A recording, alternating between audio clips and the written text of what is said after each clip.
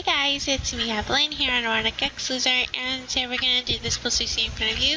I entitled this poster Black Pearl, and I hope you guys enjoy the tutorial, and let's get started. So of course you're going to go ahead and you're going to want to download the resource pack, which will be this here. It will be entitled Black Pearl as well.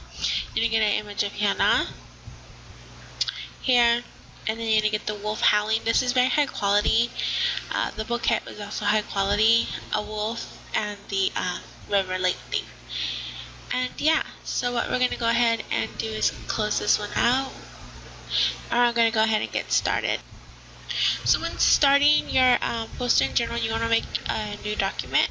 So file, new, and we're going to go ahead and make our fanfiction poster 500 pixels by 600 pixels. And we're going to click OK.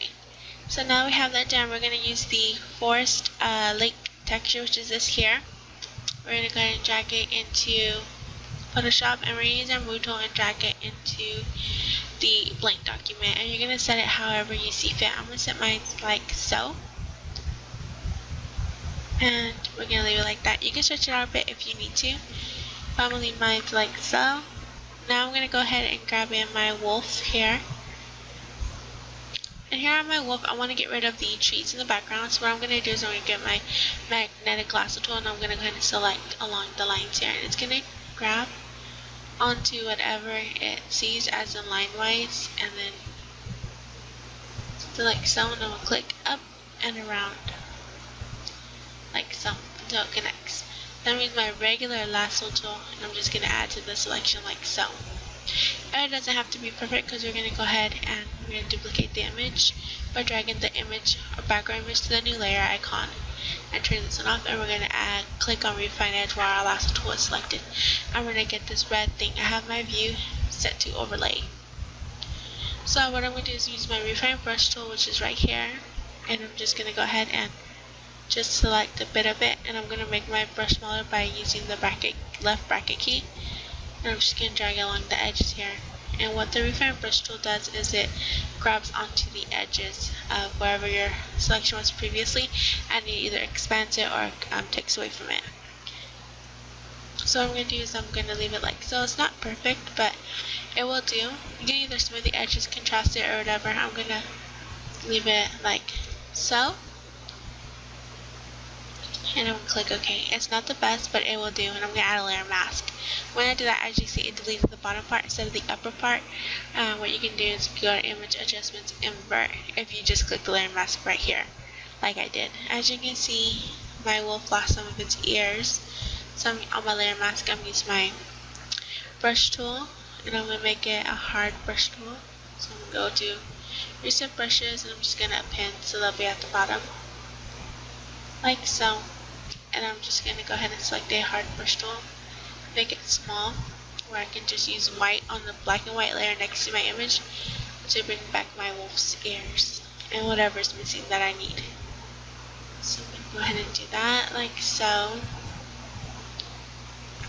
So once that is done, I'm going to use my move tool again and click and drag it over to this image here and drag it down like so. And as you can see, it kind of blends in, but not so well. I'm going to use my brush tool on my layer mask. I'm going to have black, and I'm just going to make it a bit big and just delete this edge here that's in the way. Now what I did to blend the colors in is I usually grab my eyedropper tool, and I'll select the color from the image before, which is the the light color, then flip it and get a dark color like so. I want to just go above both the image, and I go to Layer, Adjustments, and I click Gradient Map. And it's going to give me this box. I'm going to say OK, and it's going to give me this. I'm going to click Reverse to have something like this, and then it kind of blends it more. You can set this to soft light like so, but I'm going to actually leave this to normal, and I'm going to create another gradient map underneath it by clicking Gradient Map, and I'm actually going to do black to white, and then I'm going to go ahead and click either overlay or soft light. I'm going to do soft light, and I'm just going to bring it down about 30%. Then make my black and white one appear, because that's technically the color that I used in my poster in general.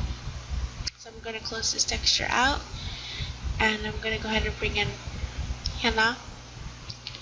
For Hyun-a, what I did is I cut her out, of course. So I'm going to go ahead and just do that off camera because it's going to take a minute, because you want your cutout to be at least perfect or seamlessly perfect. It can have imperfections, just no one will know but you. Okay, so I am done cutting out Hyun-a, and I always use layer masks. They're non-destructive. It's always good to use layer masks. So I'm going to use my move tool and drag it over. If I just drag it over, it should just give me place here, and there's no triangle like my other one. So what I did was I used my polygonal, my tools, and I used the polygon tool, and I changed the size to 3. And what I did was I kind of clicked, and when you click, it just goes all crazy. You have to like kind of make it straight like so to bring a perfect triangle, which I kind of got a perfect triangle on my first try, which is pretty cool. But you can also when you make sure you do a triangle, you're going to drag it, hold shift to make it like a big size. If you don't hold shift, it kind of changes itself a bit or whatever, so I like to hold shift just to get my triangle decent. This is me holding shift, and as you can see, it stays kind of proportioned. Or if you have a steady hand, you can just simply not use shift and just drag it out like so. And we're going to go with this one. This is a bit straight. I think it's a bit bigger than my other one, so I'm going to go Control T, and I'm just going to scale it down a smidge. You lock the chain link to make a perfect resize, and I'm going to put it right about here.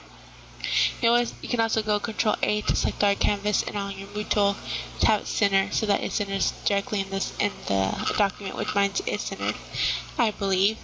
And then what I did was I made it a certain color. And the color I made it was a gray color. So down here you're gonna double click on your triangle or color. I'm using a 6, so I could just double click on the color picker pops up. But if you're using a lower version, you can still double click it. Just make sure you double click on the thumbnail of that icon. And the color I used was B6, B6, B6, like so. And what I did for this, I set it to overlay, like so, and it gives it more of a, you can kind of see it's a bit more shiny, like that. And then what I did was I went and held Control and clicked on my polygon, which is my triangle, and then I went ahead and my image. Actually, I went to select, transform selection. I held the shift down, and I dragged it out just as much so that would be a bit bigger than my actual triangle, like so. And then I made a new layer above that one, above my, well, you're gonna say okay to this first. I made a new layer above the actual triangle, like so.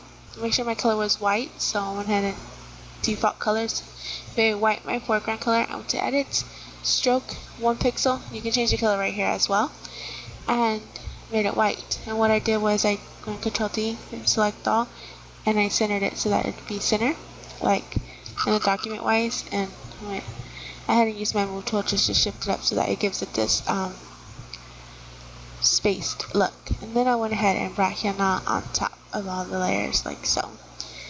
And you can resize her, which is what I did. I kind of made her a bit smaller, so I'm going to do something like so. And I dragged her about, you can move her however, or whomever you're using, until you're satisfied. I'm going to go something like this here. I'm going to hold Control, click my triangle again, and so we get the triangle selection. Go to select and inverse selection.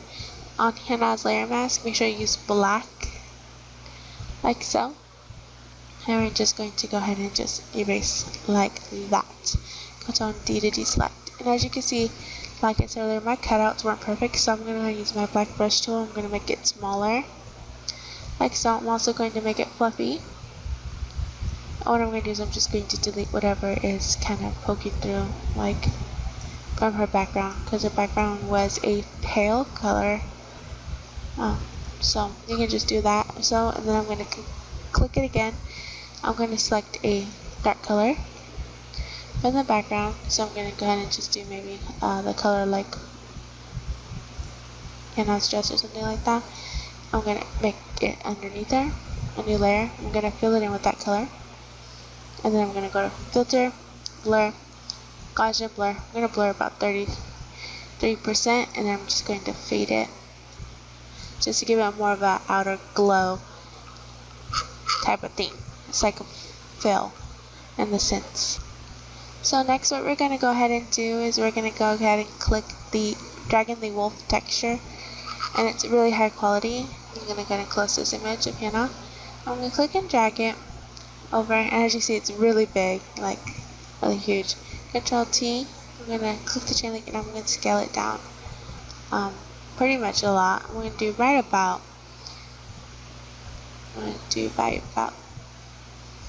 12% or so, no, even smaller maybe, I don't remember what size I made it, but I'm going to do something like this. I'm going to drag it behind Hyun-a and all the layers, including the triangles, and I'm going to set normal to screen.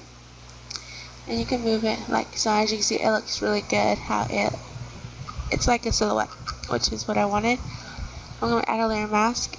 I'm going to go ahead and press D on my keyboard for default colors, and I'm just going to make my brush big, and just in case there's any excess lines from this picture, I'm just going to erase it on the layer mask, and actually erase it on the image. Make sure your layer mask is selected by actually clicking the layer mask, and when you know the layer mask is selected is when you have the brackets around it, and then you can add the extra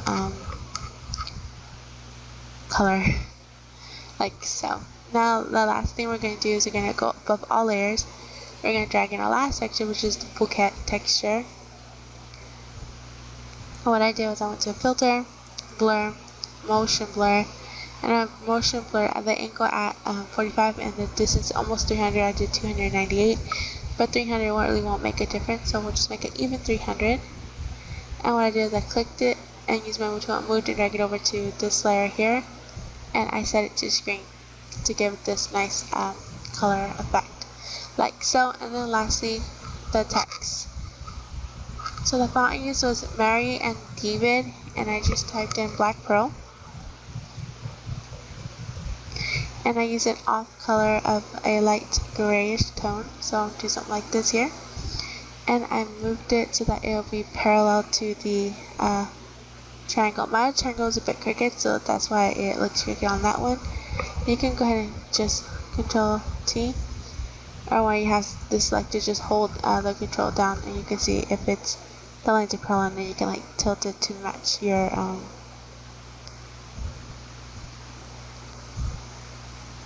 the way your poster is set. And I'm going to move this right about here, Control A, just select all canvas and center it like so. And we're done. Last thing we're going to do is sharpen it, so Shift Control Alt E, make sure you're on the very last layer, of course, which runs the black pearl. Text, Shift Control Alt E all at once to merge layers visible. I'm just going to go to Filter, Sharpen, Smart Sharpen. I Smart Sharpen it at 500 amount by 0.3 pixels. Click it, and then I lower my fill to 70% so it's not too sharpened, and then I save it. File, Save As, and you're going to save it as a PNG or JPEG, wherever you see fit. And then final poster, black pearl, and you're done. You click save, and then I always click interlace and OK, and then of course it saves, and we're done. And the final product is right here. So if you guys liked the tutorial, don't forget to comment and subscribe, and I hope to have more tutorials for you guys soon. Bye guys.